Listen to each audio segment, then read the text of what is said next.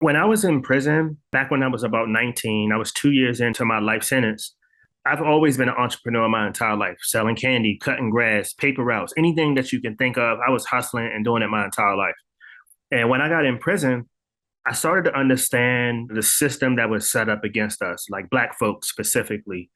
And I always knew that I was an entrepreneur and I knew that that's what I wanted to be. So I started to think about who would I be years from now, age 40. I knew I wanted to be an entrepreneur, but I also thought back to what my grandfather used to tell me about the struggle of growing up in Mississippi and racism.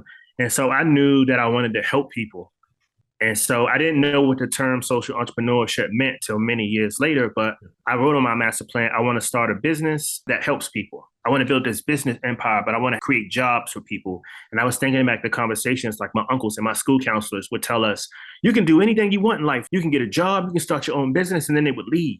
And I said, well, I don't even know the first thing about starting a business or even getting a job or writing a resume.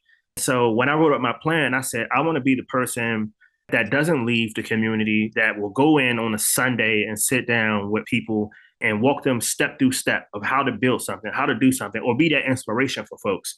And so that was the feeling at age 19. And so I was released from prison at age 32.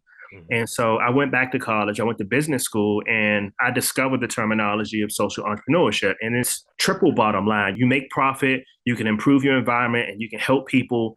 And so I just started operating from that principle. If it wasn't a gig, like when I had my construction company, if it wasn't all my men and women working on the site and being paid, I was walking away.